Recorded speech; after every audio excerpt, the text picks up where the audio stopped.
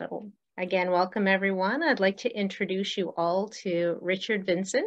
He is the chair of Leave No Trace Canada. He's also the director of partnerships for the organization. So we're really grateful to have you here today, Richard, to present this excellent presentation to us. Aside from his role with Leave No Trace Canada, Richard has also been a fantastic volunteer with the Nova Scotia Nature Trust for the last 8 or 9 years. So we know him, he knows us well, and he has helped us in a number of different capacities in the last almost decade. This is a really fitting opportunity for him to talk to us about things that we can do in our organization to help us to be better stewards of our lands. So Richard, I will hand that over to you, and you can begin whenever you're ready. All right, thank you, Christina, for those kind words, and hello everybody. It's great to be here today, and where this presentation is being recorded, we're hoping, of course, to reach more folks from the Trust downstream over the course of the summer, maybe even into the fall. We appreciate that it's a summer presentation and that folks are doing all kinds of things in this province. But at the same time, we wanted to get this out there and see how we made out. And I'm so glad that you chose to join us today. Being a smaller group, we may have some extra time for a little more interaction than usual. And Christina will be watching for you to raise your hand if you have questions or comments relevant to any particular slide or situation that may come up throughout the presentation.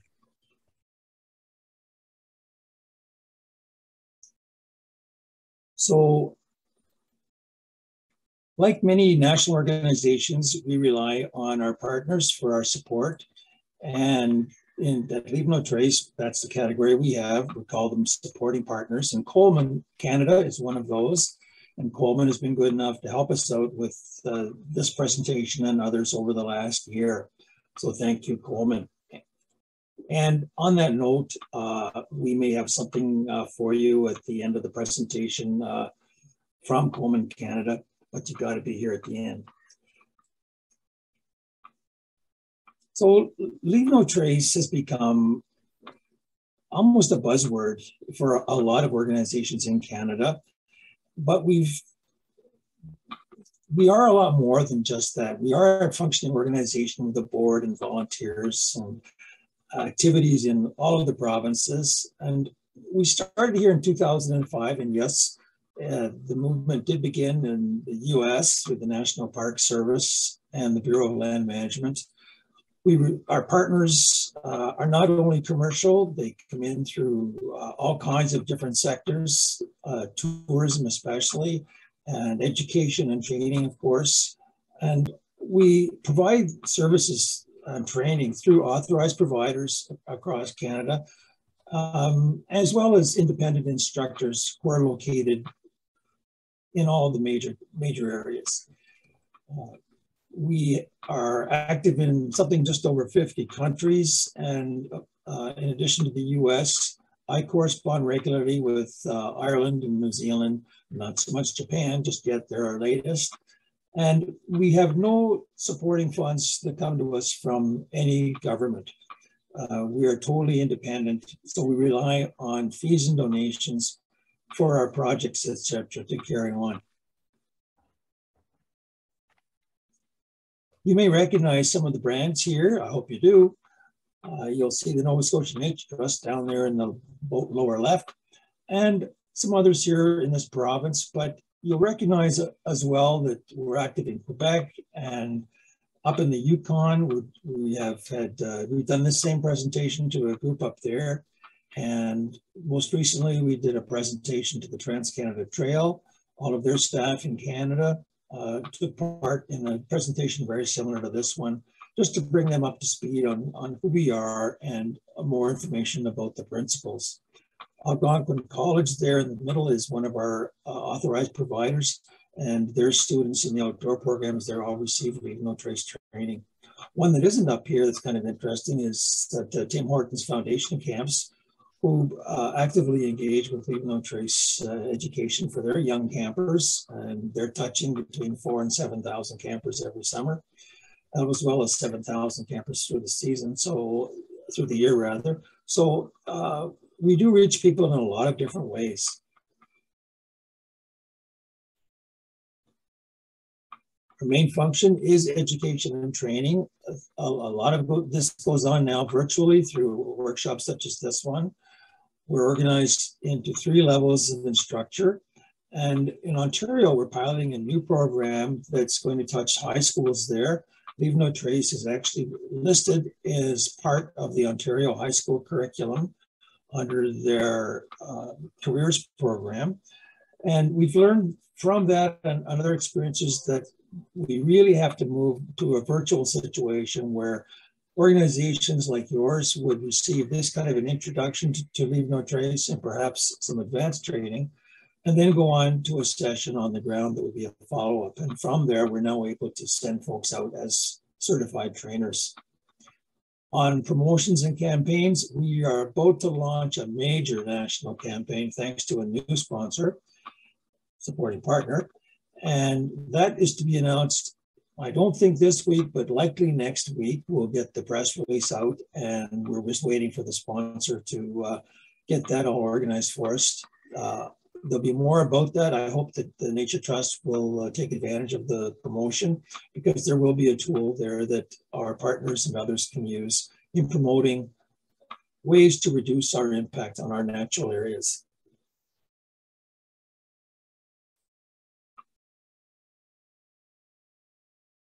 Often at Leave No Trace, folks think about exactly that.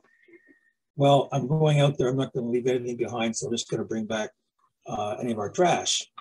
And of course, we're more than that. We're trying to work up to an ethical standard and get beyond just the pack it in, pack it out, which I know you've all heard at some point in your outdoor careers. They recognized 100 Watt Islands. I've taken a kayak across that beach. What a marvelous experience. We know from the folks we talk to on a regular basis, the land managers across Canada, that since the pandemic and through the pandemic, there's been a huge increase in numbers in terms of folks visiting our wildlands and natural areas. You'll get different numbers. Parks Canada came back to us with around 20% increase, but much higher than that in a lot of areas. And 30% increase in annual visitations seems to be a number that a lot of land managers are comfortable with. That's a big impact on some of our key spots. And if you're following what's going on out west, Moraine Lake, excuse me, has been closed to all but bus traffic now due to the huge numbers that they've been seeing out there. And I predict that you're going to see more of this in Canada. We've seen both of these. I know we have. I know you have.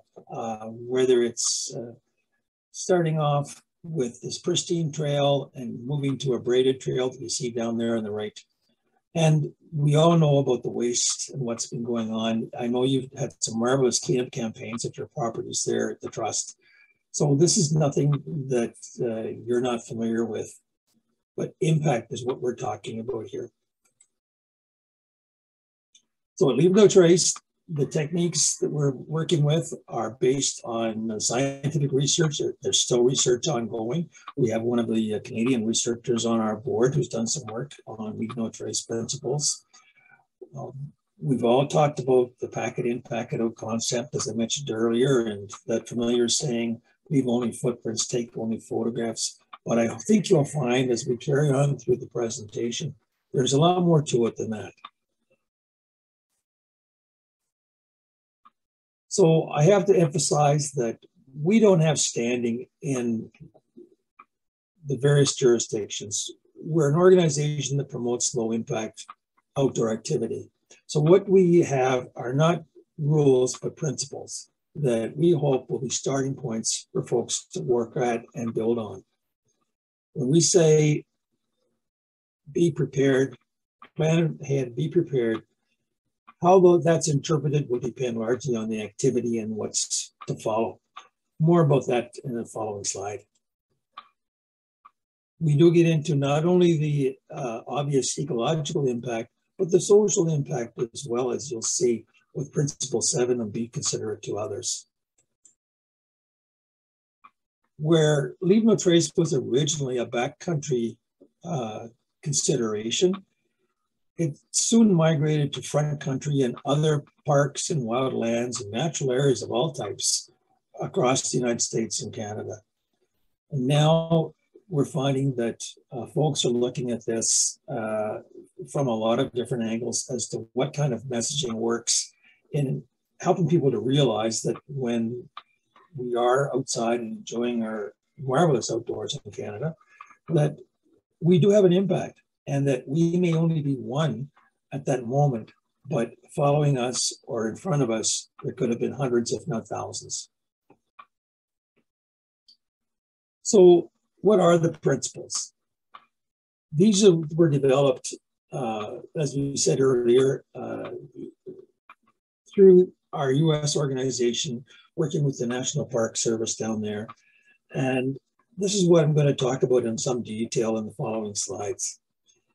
You can see that there's a lot covered here, and where I mentioned also earlier that it's more, Leave No Trace is more than packing out what you pack in and disposing of your trash and so on, as you see in Principle 3. There's more to it, and this is what we're going to be talking about in some detail as I continue. For a lot of you in the trust, is you get prepared to go out to your areas for whatever reason. Your planning and preparation is key. You're often traveling a long distance. So planning ahead and preparing is a big part of what we talk about, because if it's, as you work through this, if you look at, for example, if you're leading a group, the food requirements of that group, there's things we can do to minimize our impact right from the very onset before we leave home.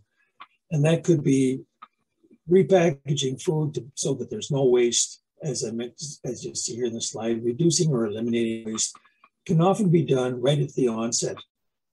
And if you're talking to a group or you're getting a group set up to take to a site, this is something that you can mention to them, that if you're practicing Leave No Trace principles on that trip, try to minimize the amount of waste you bring with you and be prepared for what's to follow.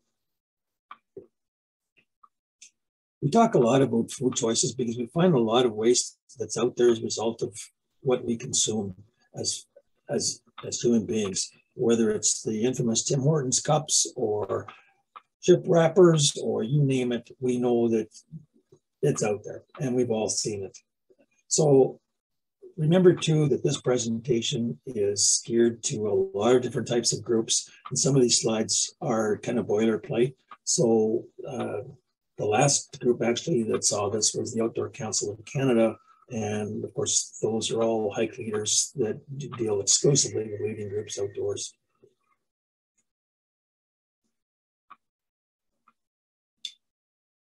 Traveling in this province, especially recently, we know about the fire bans and where you need to go to check on the status at that particular day.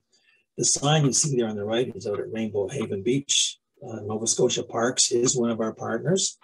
We're looking at doing some work with them this fall. They're active now with their summer program, and I don't think they're even going to Leave No Trace actively this summer. But there's some things I'm going to follow up with here that are relevant to what you see on that sign. Excuse me.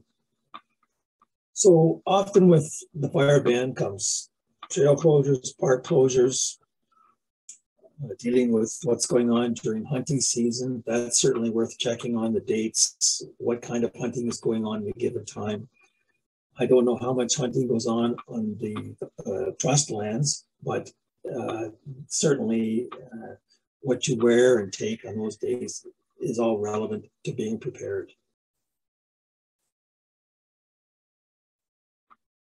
So this is particularly relevant for the trust. Durable surfaces. Now, overnight camping may not be as important as the many, many day trips that are involved with the trust. So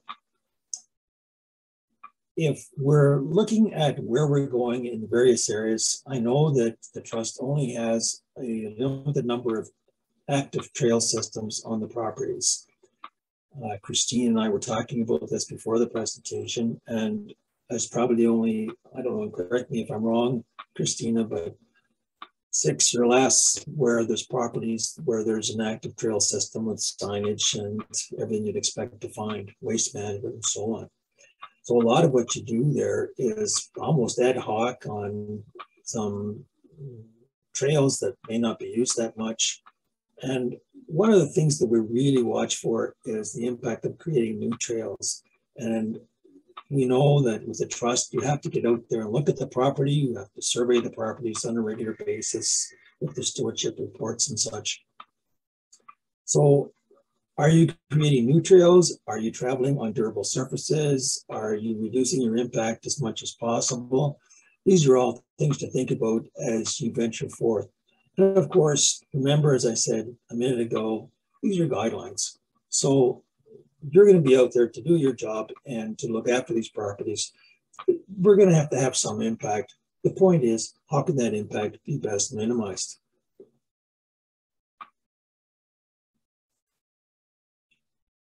So what would be considered a durable surface? Well, looking around the slides here, I'm sure you get some ideas that what you see here is pretty well all types of durable surfaces. And we're going to look more closely at that with this slide and the one that follows. But how much wear and usage can a surface withstand? Obviously, if it's compacted trail, like you see in the upper left there, which is a trail in Ontario, it can take a tremendous amount of wear, as would hard surfaces like the rocks you see there. And what about the slide down in the lower right? That's actually in the Mountain Birch Cove Lakes, and that boardwalk is still out there, and it is part of an active system. Do you try to stay on the boardwalk, or do you go around it in the vegetation? Well, you have to consider personal safety, correct? So you're probably going to go around it in some places and maybe take a chance, and others, I don't know. I tend to choose my steps and go down the trail. So looking at this list here, this may appear to be an obvious kind of an answer, but at the same time, which of these would be considered a durable surface? Snow, moss, pine needles, rock, dry grass, ice, heather or similar materials, sand, say a sandy beach, soft meadows, and of course, mud and puddles and such. So here's what we come up with. For sure, snow, especially if there's a foot or more in the winter, you can pretty well go wherever you want because you're not going to do much damage or any damage to what's underneath. If it's only a slow or thin covering of snow, of course, common sense prevails, and you may be having an impact and be asked or expected to stay on the trail. Absolutely, dry pine needles, pretty tough. Going on down the line, again, common sense would tell you that walking on rock, people have been doing it for centuries. So there it is, dry grass as well, ice as well, sand, absolutely. And one of the things we do promote is staying on the trail no matter what the conditions. So if you come on a trail and you're faced with a mud puddle of some size, and I know you've all been there, do you walk around it or do you walk through it?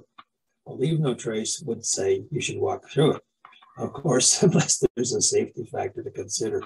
So again, back to principle one, be prepared, have the right footwear, and away you go.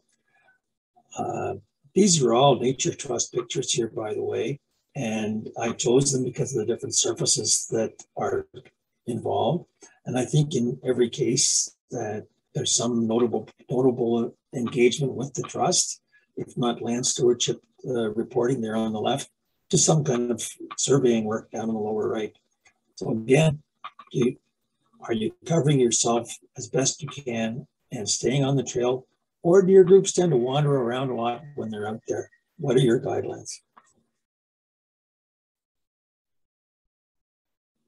One of the issues that we see quite often, of course, is shortcutting across switchbacks, especially in the western slopes where switchbacks are common. And this can create huge issues for trail managers, given any kind of heavy rains that follow. And of course, it detracts from the overall experience when you get these shortcuts in place. I could show you many places in the Blue Mountain Birch Cove Lakes, which I'm very familiar with, where new trails have created all kinds of issues. Because as you know, our part of Nova Scotia, a lot of what we have is on very thin soils, and you may have moss over some kind of a rocky subsoil or substrata, and once that's disturbed, it's very hard to get it back, and it can destroy a slope for a very long time. And we have situations like that in Blue Mountain, and I can only hope that as we move forward with the Arbor National Park designation, that we are able to better control movement within that area. One thing that some folks don't quite know about, that second point there, if you're in a group and you have to get across a large area, do you follow the leader or do you spread out and each pick your own way?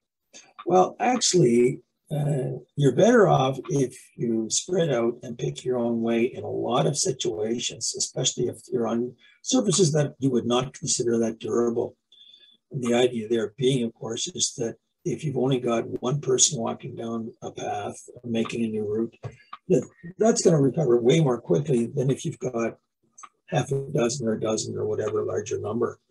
So again, decision made on the spot. There's no absolutes here, guidelines, not rules.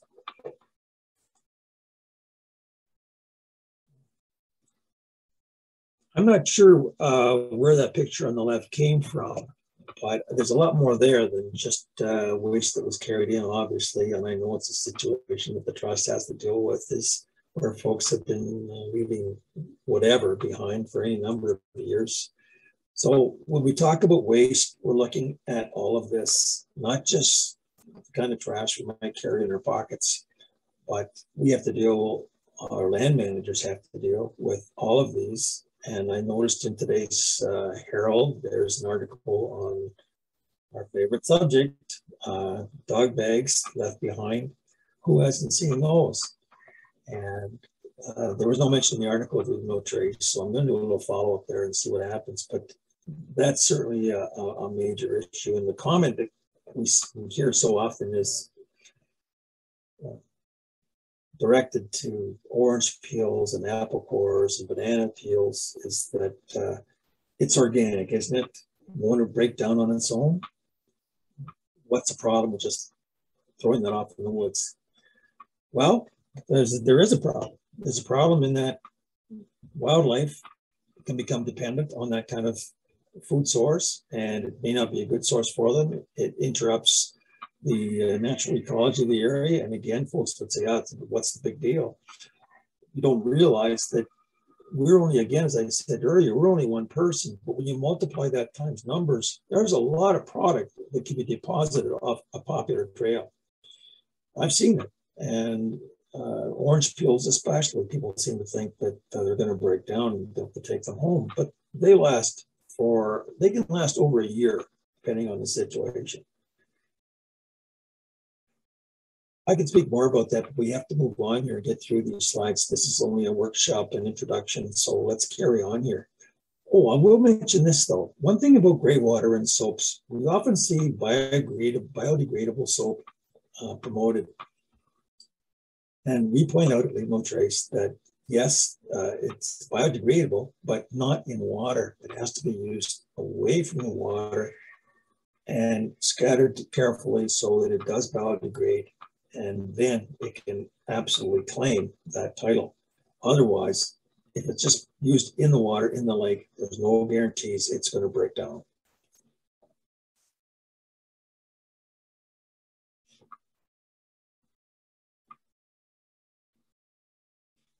I've spoken with folks working with Ontario Parks and Alberta Parks and others, and they're all facing this kind of situation in the summers.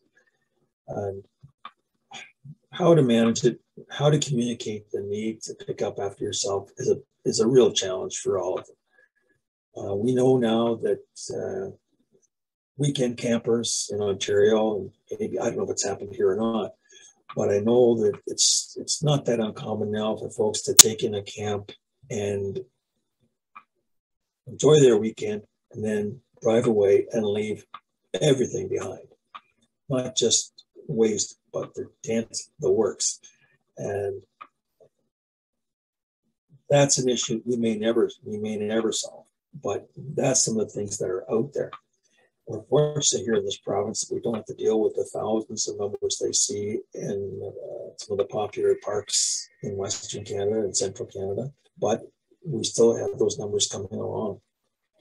At the bottom here, the dirt bag. I don't know if you've heard of a dirt bag before, but that's really where you can bring all your trash back from a trip. And it might be an overnight trip, or it might be a day trip, especially a trip with a group that you're likely to encounter with the trust. Why not have a bag, right? Either your own or maybe a couple of group bags where you know that if there's something the group finds or generates on its own, it can go in there. And that could include the dog waste bags, all right? Because it really is a dirty bag. You know that that's what it's being used for. And there's bags that are actually sold for that purpose.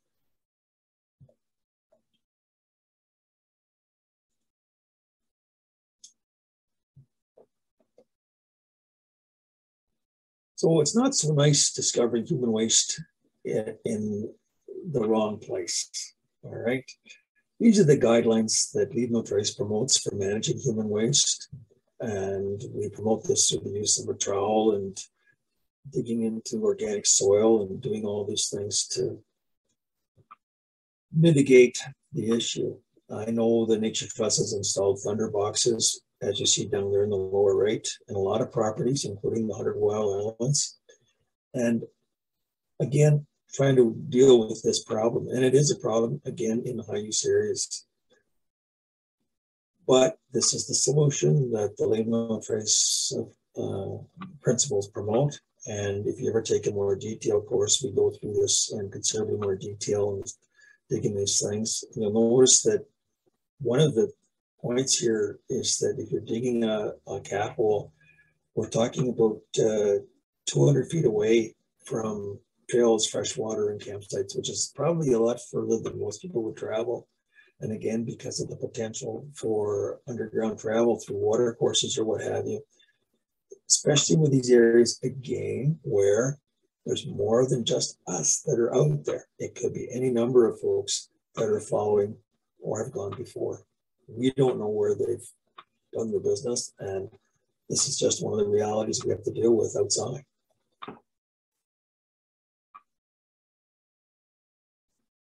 So have you seen these Inuksuks around anywhere on your properties? Got 5 books here that says you have. So leaving what we find is a hard thing for us humans to do. I mean, who doesn't want to pick up a lot of things like skulls and bones and artifacts and handle them and look at them and put them in our pocket and maybe take them home? So there's lots of reasons not to do this. They have a real issue with the Inuksuks in a lot of areas in the mountain parks where folks just love to do this. And of course, if you're above the tree line, these may have quite an important function. And there are certainly records of folks getting waylaid on account of these Inuksuks in the wrong places. Plus, when they're lifted out of streams, you may be disturbing aquatic life for other creatures. So we discourage putting up Inuksuks.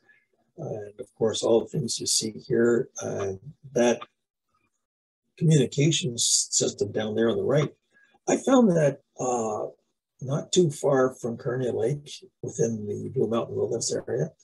And it's still there, as far as I know. And I don't know the history behind it. Parks Canada might be interested in latching onto that. I haven't been back or made any effort yet to tell anybody about it, but I know where it is. So I just left it there. There's not much I could do with that anyway, but there's a story behind that that could be of interest. So if you find artifacts or things like that, again, taking the situation into account, it may be best left in place, or it may be better saved if taken or deposited with the local museum or what have you. That's a decision that's made on the spot, depending on what it is you might come across. We're not too big on building furniture and structures and ditches and such around tents. If you find things on the ground you can build these out of, great. But we promote taking them down before you leave, so that when other folks come across on the site, they find it pretty much as it was intended, and so they too can enjoy the experience of discovering a new spot.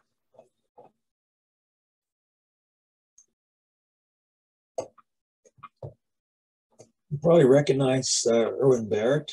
This was on one of our forays into the Nature Trust property up in the Blue Mountain Birch Cove Lakes.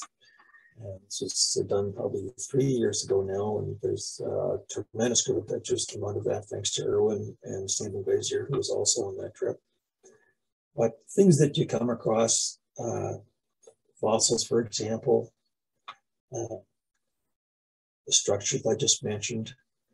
And you know now that with firewood in a lot of parks, well, I think in most parks now, you have to use wood that they supply. They don't want you bringing in their own wood. I'm going to talk more about that coming up in another slide. So what do we do about the painted rocks? We find them in all kinds of places, and often they're put there with the best of intention, young people or their parents or what have you, with these neat little messages. So it's been quite a discussion point for many years in many places as to what to do with these. We discourage putting these out there. We don't feel they belong there. We know that they can be a detraction from what we expect to find in a wild place. Also, and on the however side, I know that in Ottawa recently, a family lost one of their members, and as a memorial, they left a lot of these rocks around various wild parks and such in the Ottawa area. And so in that case, I would certainly recommend leaving them where you find them, because they're there for a purpose that I think we can all relate to. And it's one of those things that we have to keep sorted.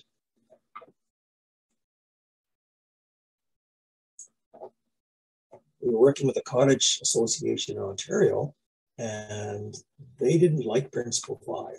They won because in their organization and their grounds, they didn't allow campfires, period. And they didn't want travelers through their area creating any fires. They're part of the Bruce Trail system, and they'd had experience with folks having their lunch and whatnot with fires, and they just said, that's it, we don't want that principle included because we're not minimizing it, they're outlawed. And I said, well, that's fine. Just list the principles without the numbers and make sure your campfire ban is clearly stated on your signage or whatever it is you're communicating with. A lot of the ways we've traditionally used fires are now being questioned in many parts and jurisdictions of North America. We're very fortunate here in Nova Scotia that open fires are still permitted in the wilderness areas. That is the provincial wilderness areas that NS Environment manages. But do we really need one? And when you look at some of the mess that is left behind when these fires are created, there really is often a better way. We promote, if you are having a fire, look at the 4 Ds: down, dead, dinky, and distant. That is, it's on the ground, it's dead, it's no larger than your wrist or smaller, and it's not all in one spot. You correct it from a wider area so that then there's minimal impact. Let's look at the next slide though and consider this. There's alternatives. You can have quite a nice campfire using some of these devices. Now, a lot of things come to mind here. First up is the source of wood. I like to promote taking in wood from home that is shop waste that's come out of somebody's hobby or what have you. And that would be wood that's been dried, cut, or scraps, you name it. And this has tremendous advantages. You can take quite a bit with you. It's amazing how much a group can carry in and still enjoy a lunch fire.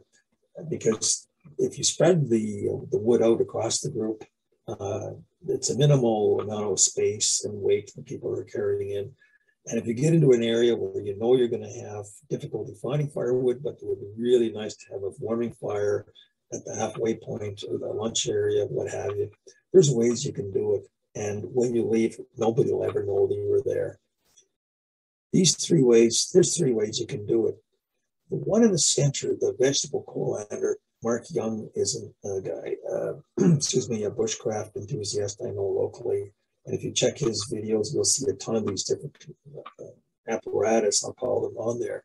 And you notice he's placed something underneath it to capture the ashes and such that are coming off, as well as keep the heat away from the subsurface, which can be scorched if you don't set this up properly. IKEA strainers also work very well. There's lots on YouTube you'll find for creating these devices. They work really well. Now, the Primus device on the left here, I had one of these recently, and it was a little too big for what I needed, so I took it back. But it is really well made, heavy duty, and I would say that there may even be applications for it in the trust. If you take that device with you, it's the smaller one, I think you could be packed around, but the larger one, it's too heavy to really carry around comfortably. Maybe something you could take in with a vehicle. But this one, again, if you're using wood that you have with you, right, we have the advantage of creating a fire quickly, efficiently. It's dry wood, you know it's going to go no matter what the weather. And you can all enjoy the fire for whatever reason at your destination or along your way. The issue I have with the two on the left and the right is that they're both elevated, and that can create issues with sparks and wind. So you have to be very careful about that. They are marvelous, especially the one on the right is really good in the winter. If there's some snow down and you carry in your own wood with you, which again, I'm talking shop scraps, I'm not talking wood that may have invasive species or create other disease problems. You gotta be very careful about that. But this one on the right really works well in, say, 6 inches to a foot of snow. And you all know, if you've ever wanted a fire in the winter with your group, it's not easy to do quickly. And you can make quite a mess in the process, but this little device here really works well. And that's my own, and I quite enjoy using it. But again, I don't like using it so much in the summer because it's elevated, and you just got to be so careful with any kind of a wind condition. All right, so that's a lot of time spent on Principle 5. Maybe you've seen some of this before. All right. The one on the top right there, perhaps that's a site that's been used for some time, but is it really down to a mineral soil? And it looks like folks have left some stuff behind in there that didn't burn. And this is another problem with using local wood. A lot of it, as you know, especially in this province, it can be rotten. It doesn't burn properly, so there's a mess left behind. You don't get a clean burn, which is inefficient, et cetera, et cetera. The picture in the center there was up at Charlie's Lake in Blue Mountain Birch Cove Lakes. And that's as I found it. It's since been cleaned up, but these still happen, especially over here behind Bears Lake, going down to Susie's Lake. There's some incredible messes that have been left in up there with people trying to burn greenwood and all kinds of nonsense. And even in a park setting where there's some kind of a fire ring or grill system in place, you can still have folks leaving trash in there that really should have been packed out. We don't recommend burning any food waste or papers or trash. Again, because of embers that float away, and you may have seen that, the waste that's left behind tin cans typically. No, take them home, pack them out.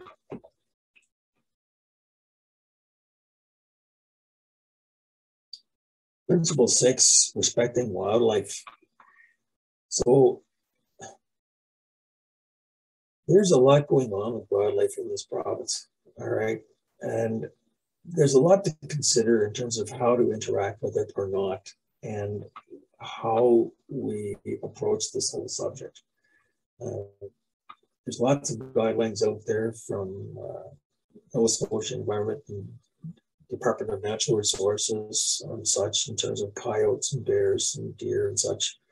But there's more to it. There's things that may not be that obvious. And actually something I hadn't considered a whole lot was the time of year you're out there. What's wildlife doing at that time of year?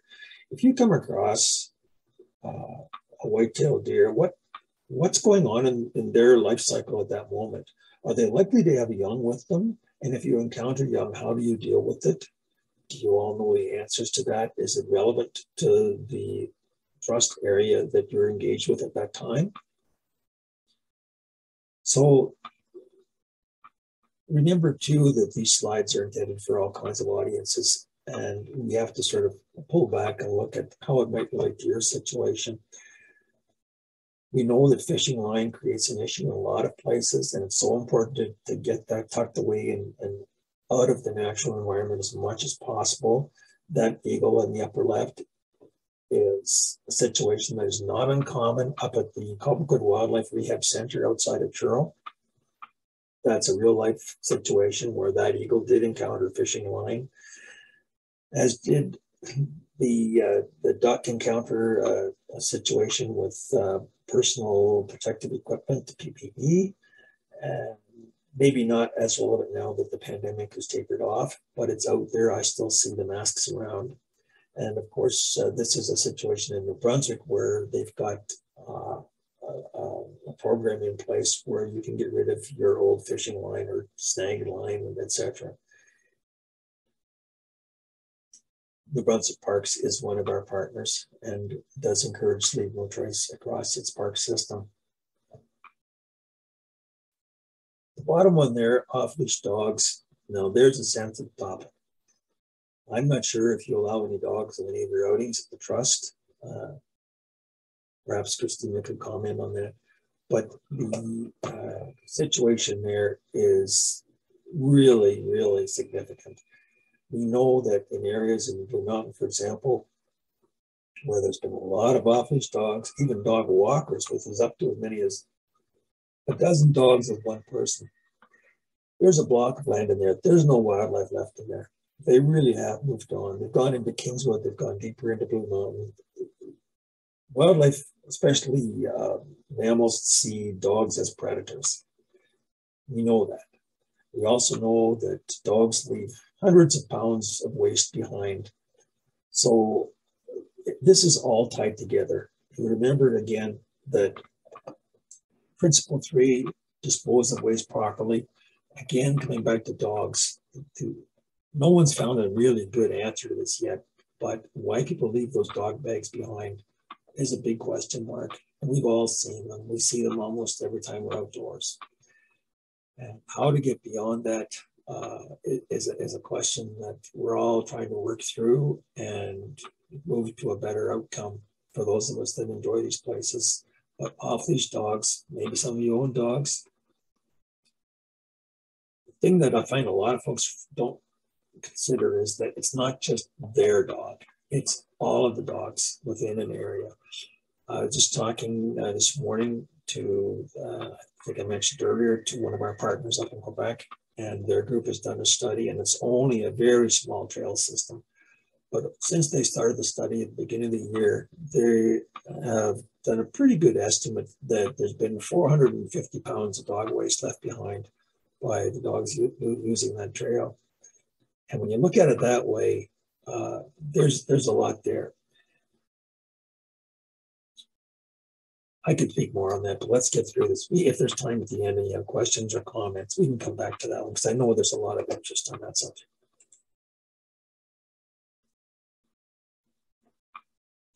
So who has the right of way on trails, right? Being considerate of others is something that we try to promote when we're teaching Leave No Trace. There's lots of things we can do to make it easier for others that are in the area. Often in this province, maybe we're not encountering that many people, although I know there are very popular trails that there perhaps are more uses than we might like to think, but they're out there. So we promote giving others the space that they need on the trails. Shared use trails especially. Who yields to who? Do you know what the rules are? I know that in some areas for the trust, you have to deal with off-road vehicles, ATVs, side-by-sides, whatever you want to call them, motorized vehicles, let's say. So I haven't talked to the trust about this. I don't know how you're dealing with it. I know it's not on all your areas, of course, but I know there's a few where it's significant, perhaps where the use was going on before you acquired the property.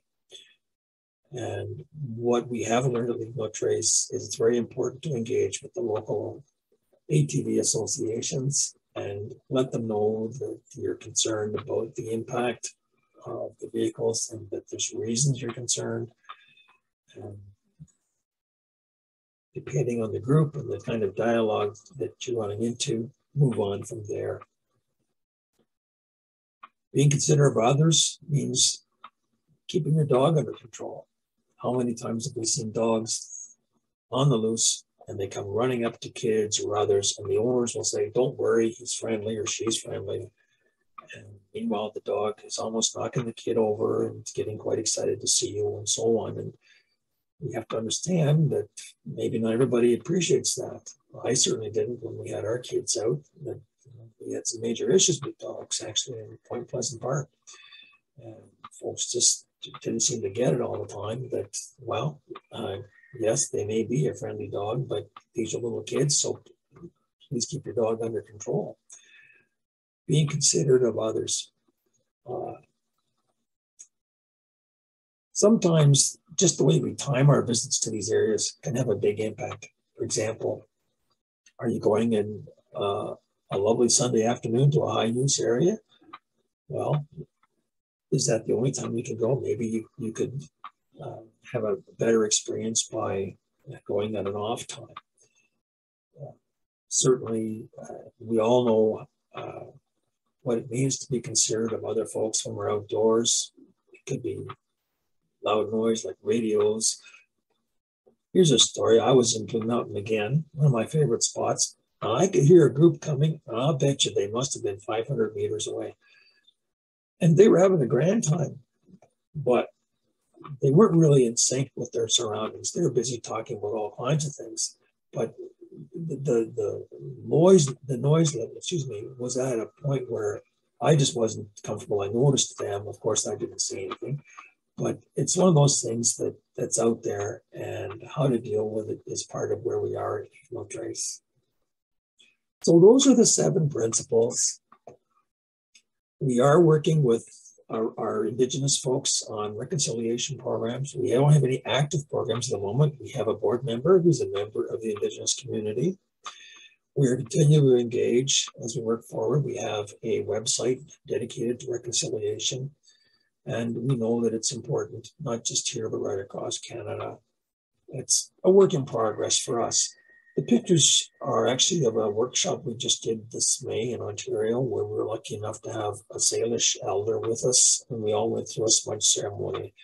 It's quite a learning experience for me, and I know that for all of you that it's getting closer to this topic, that it's a whole quite a learning curve here, and there's a lot to consider. So from what I've said today and from your own thoughts on this, what are the implications for the Nova Scotia Nature Trust? Can Leave No Trace be used in constructive ways as you work in and around your properties and communicate to your audiences, wherever or whatever they may be, about reducing their impact and why it's important? And it's the why. It's the why that is not always so easy to communicate, but that is important. Because we've learned that it's the why that helps people better understand why staying on the trail, watching where they go as a large group, how they manage their campfires, and on with the principles is so important. So let's, Christina, what I would suggest is that we just move through towards the end here and come back to this slide and see if any of these folks would like to make a contribution. Of course. I'll just close off here on how to reach out to us if you want to do any follow-up. We monitor our information email regularly. We depend on you as supporters of the organization and your memberships to keep us alive. If any of you would like to support us today with a membership, that'd be very much appreciated. And perhaps some of you are affiliated with another organization other than the trust that might consider a partnership, and you can find out all that information out on the website. So let's just go back a slide here if we could. And Christina, perhaps you might like to engage the group on this particular question. Are the things I've said today that perhaps might spark a comment or lead to some thoughts on how can Leave No Trace make a difference for the Nature Trust? Thank you. First of all, thank you, Richard. That was really wonderfully done, and it touched on so many important aspects of being in nature. And I hope that everyone today has some good takeaways for their own personal use as well as for the Nova Scotia Nature Trust. I think that definitely there's a lot there that that we sort of already consider in our work and in our volunteering and that sort of thing.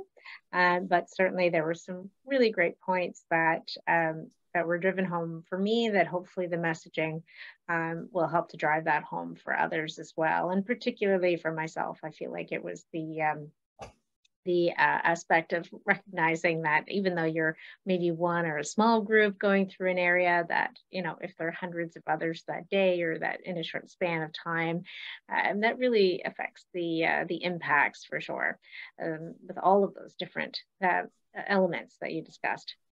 So if anyone has any comments or questions for Richard, all of you should either have the option to either ask the question in the chat, or you should be able to unmute yourself and speak if you wanted to. It's a small group today, so if you wanted to verbally ask a question or a comment, please feel free to do that. We'll give a minute or so to see if anyone has any interest in that.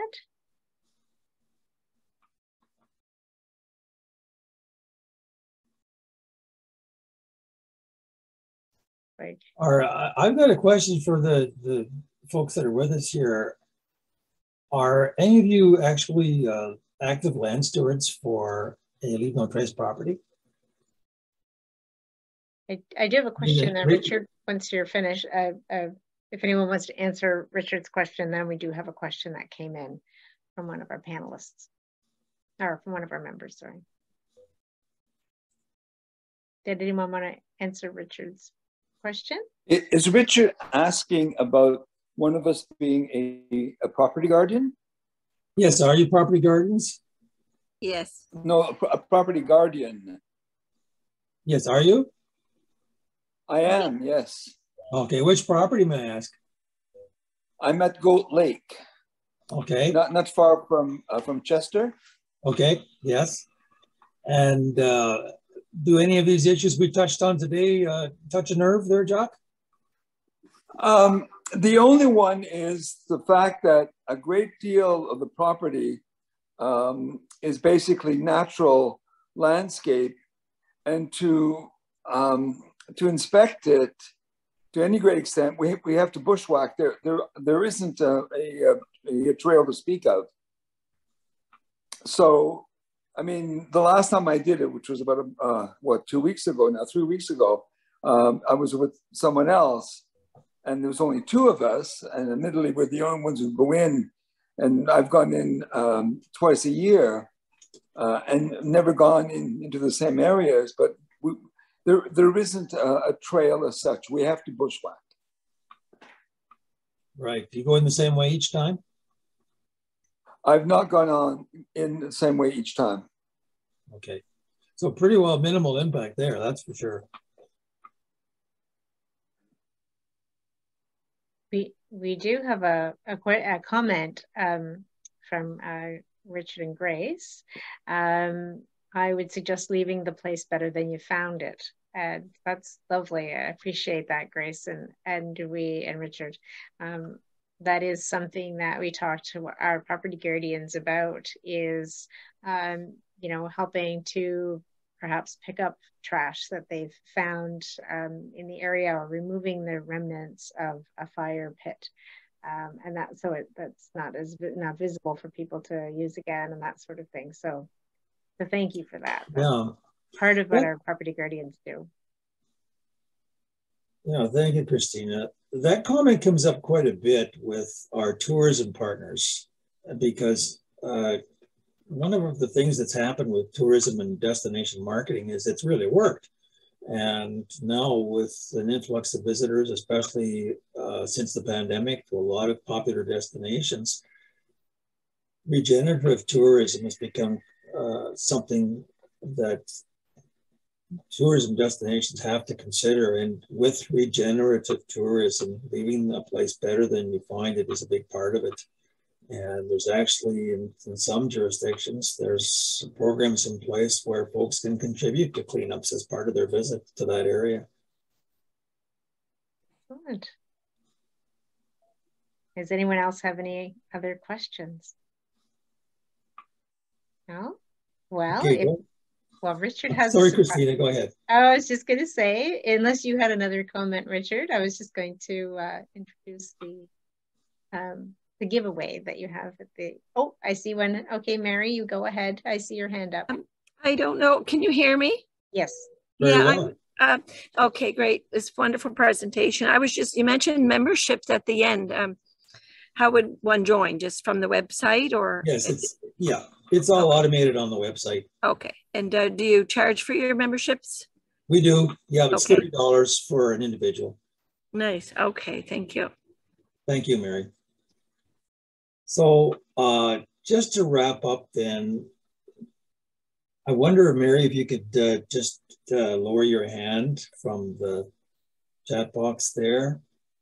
And there, well, did it go? It was on, it was up. Oh, there you go. All right. Okay. Thank you. Just something that I can leave you with from Coleman Canada. And if for the first person to answer this question, we have a small contribution that you might enjoy. So here's the question. And we're going to do it via chat, Richard. Do you want to do it via chat? Yes, I'm watching. We're watching that. Okay. We're watching that chat. So we're going to ask you to do this via chat, please. Okay, through chat, and see who puts their hand up first. So are you, if you're ready with your finger on the button to raise your hand, okay, you want to be there. So the question is, what year was Leave No Trace incorporated in Canada?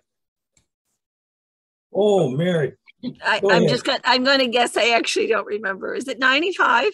No, ma'am. No, way sooner. Okay. Good try. Are we going to have to go on? Nobody remembers? No. All right. Well, Mary again. No, I'm trying to lower my hand. Sorry. Oh. Yeah. All right. Is it on or off? I'm sorry. It's all good. It's all good. Okay. Thank you. All right. Well, it was 2005. It came up in one of the earlier slides. No. Okay. So,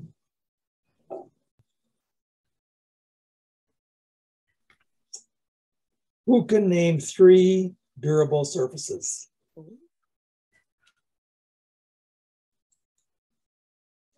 Oh, Mary was quicker than Jack. Oh, good try.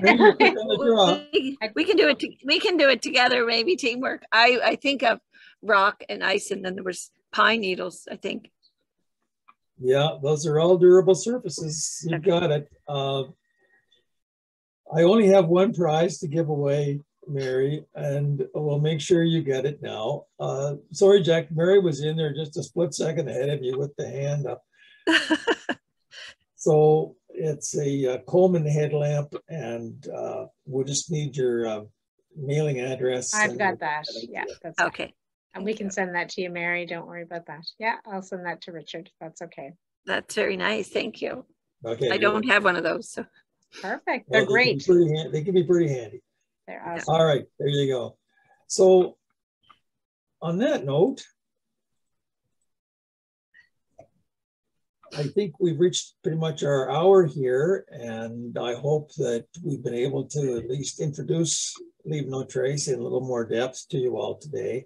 And thank you so much for joining us. And thank you, Christina, for being a marvelous host at the Nova Scotia Nature Trust. And remember, when you leave no trace, you show that you care.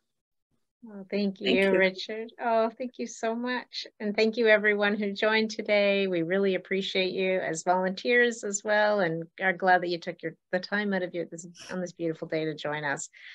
So if you have any follow-up questions, please feel free to contact me or Richard directly, and we can try to answer them for you.